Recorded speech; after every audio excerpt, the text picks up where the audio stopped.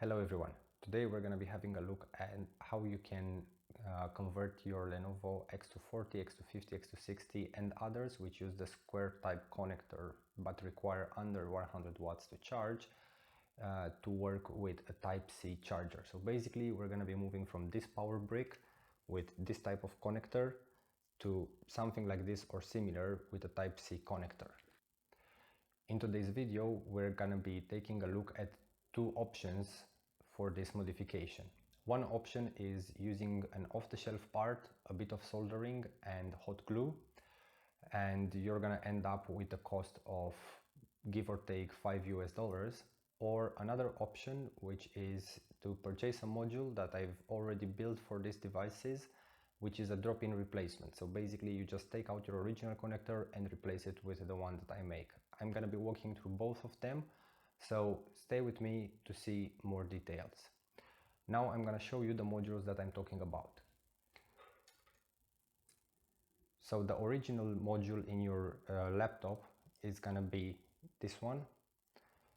Here you have the connector and just a piece of cable with 5 wires in and another board-to-board connector. Now you're gonna see how you can modify. So you can use this board. This is a board called ZYPDS. It's from YZX Studio. It's available on internet, as I was saying, on eBay for about $5 US. And also I'm going to be showing you this module, which is in a proof of concept stage right now. I still need to find a supplier for the plastics. These plastics are just 3D printed. So let's take a look closer to the laptop and see how this modification can be done. Please bear in mind, before attempting to take apart your laptop, please disable the internal battery. In order to disable your internal battery, you need to power on your laptop, press the enter key and then F1 to get in BIOS. Once you are in BIOS, you have to go to configuration, power, disable built-in battery and then select yes. This will disable your built-in battery, so not only the battery that you can remove from the back of the laptop, but also the internal one. From Lenovo X240 up to X260, maybe even higher than that. I don't know all of them. These are the ones that I know for sure. You do have an internal battery in the laptop and it's extremely important to disable that one before taking your laptop apart. After that, remove the screws on the back cover and remove the back cover. There are many videos about this, so I'm not going to show it in this tutorial. Into the next stage, I'm going to show you what you will find directly inside the laptop. Let's take a look. So once you've removed the back cover of the laptop, this is what you will be greeted with. Please, first and foremost, remove the battery connector, which is just here. This is your internal battery, so you will have to disconnect this by pulling it and taking it out. The next part we are interested in is to take a look at the charging connector. This is our charging port here, and this is the cable which connects it to the PCB. The first step is going to be to remove the screw, then I'm going to free up the connector from these clips and take it out from here. After that, we're going to do a few measurements to make sure that we know which wires we need to solder where once we put our hands onto the ZYPDS module. I'm going to fast forward this and I'm going to come back to you after it's done.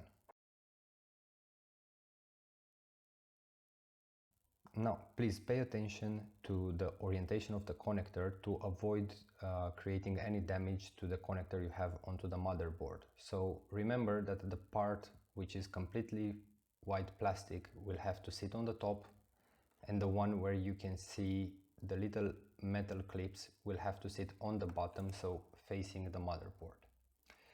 Now I'm going to take the laptop aside.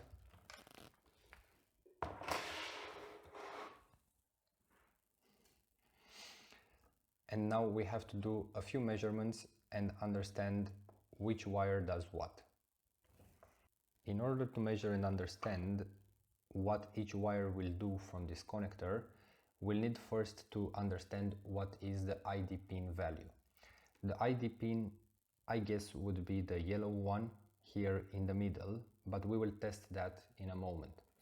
For this step, please make sure that your charging brick is disconnected from mains power and make sure you have a multimeter on hand. Set your multimeter onto ohm meters, then connect the charger connector to the charger, and let's measure between yellow, which I think is the ID pin, and black, which again should be the ground. So we obtain a value of 286 ohms. If I measure with brown as well, we obtain the same value. So this way we found out that yellow is the ID pin and black and brown will be the ground. We can also confirm this visually by checking the connector, and we can see on the sides we have brown and black, and we know ground is on the exterior on this connector. Then yellow is in the middle, which will correspond to the ID pin, and on the inside we have orange and red, which are going to be the plus. So keep in mind these details. Now we're going to be taking a look at the ZYPDS module, which is absolutely tiny.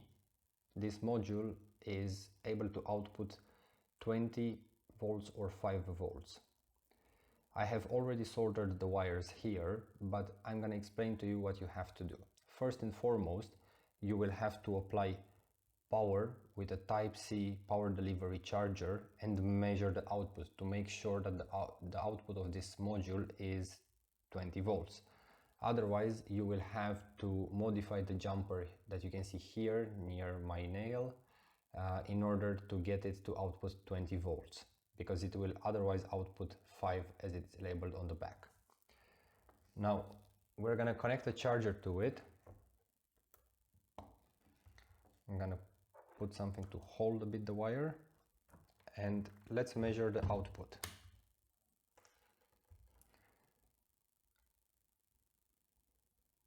So as you can see, we get 20 volts on the output, so that's perfect.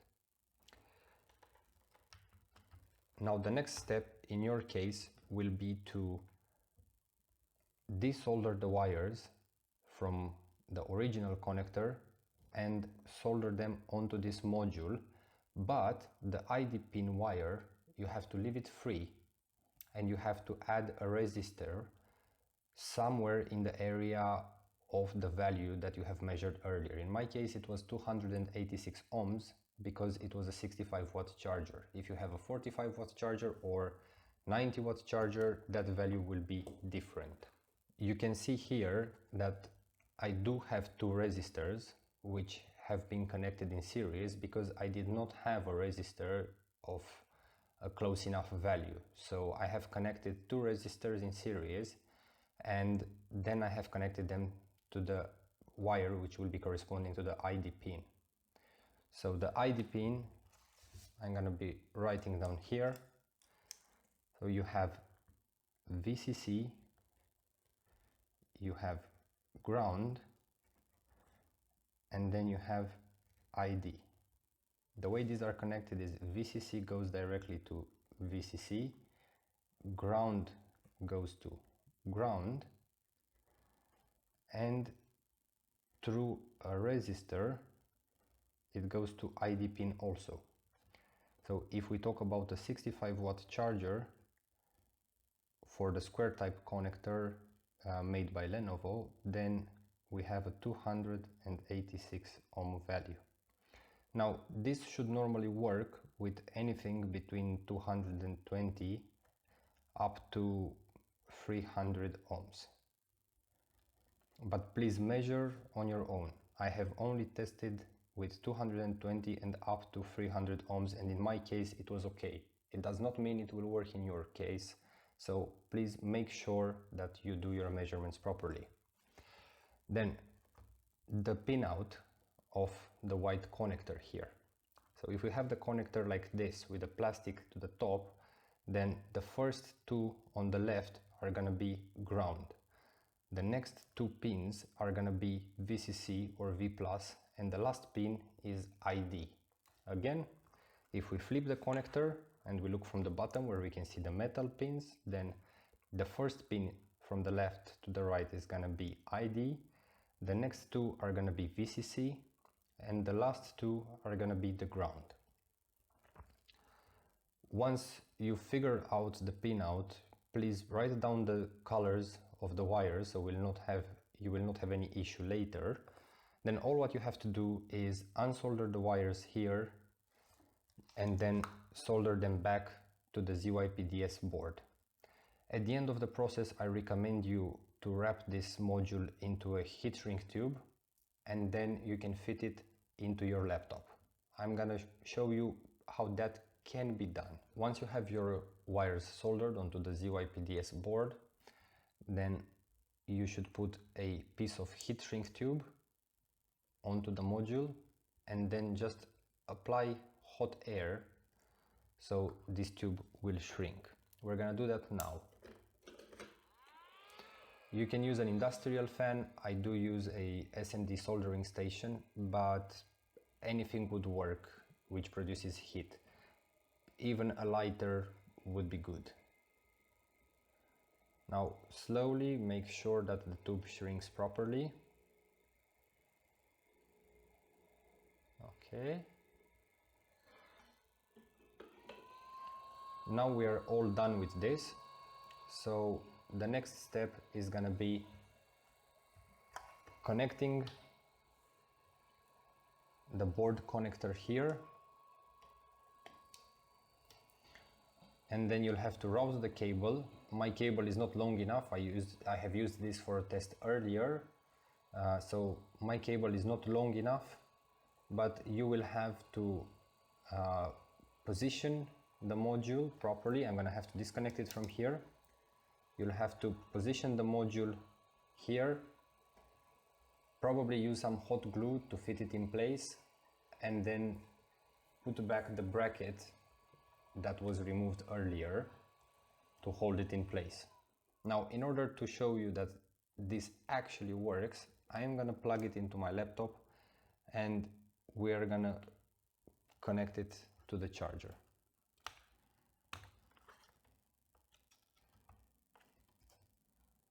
So now I'm gonna flip the laptop onto the other side.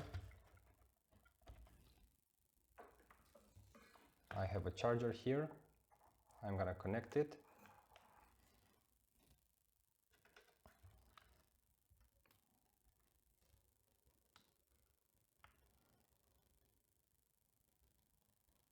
And now the laptop is powering up.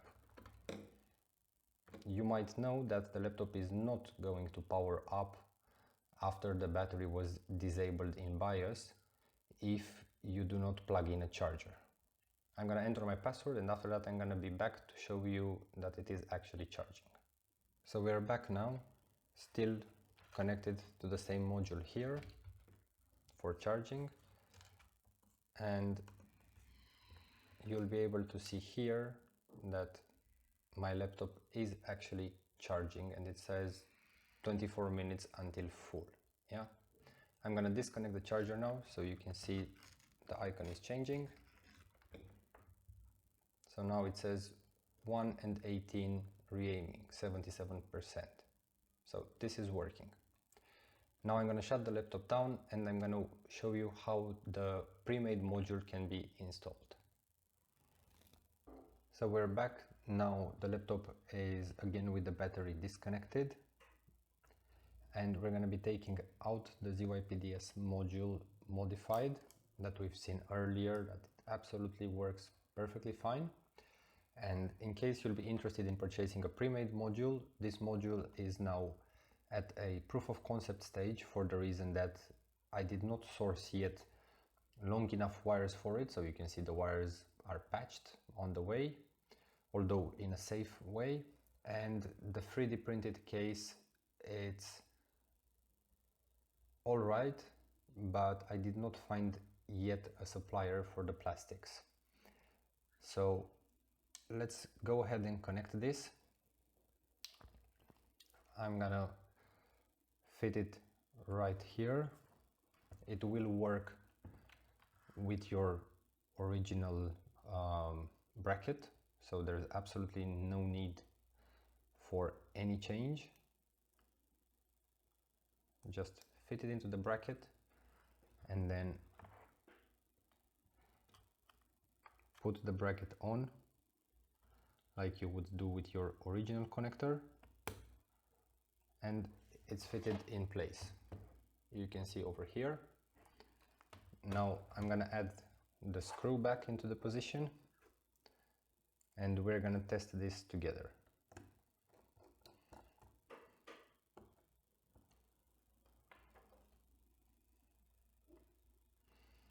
For the moment I'm gonna leave the wires as they are. It's all right. I'm not gonna put the case because I'm waiting for better sized wires in order to be able to test that they have the correct length. Now the battery is connected, the module is connected and fitted in place. We will double check again here. Let's see if this laptop is gonna power up. We will connect the charger as we did before.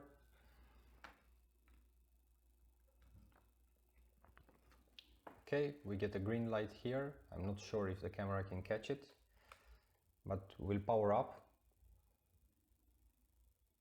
And as expected, the laptop turns on, no problem.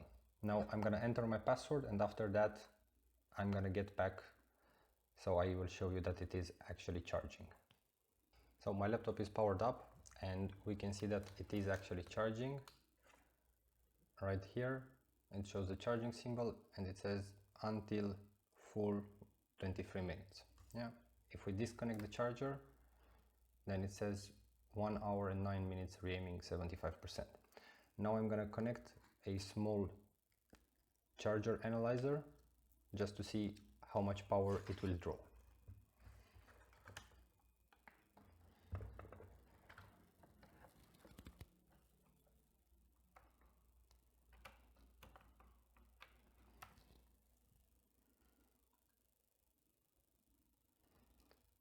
So with the charger analyzer connected, we can see that we are charging with 20 volts and the negotiated power at the moment is 25 to 30 watts. It's just jumping in between, but that's the need of the laptop. What the laptop demands from the module is not the module itself.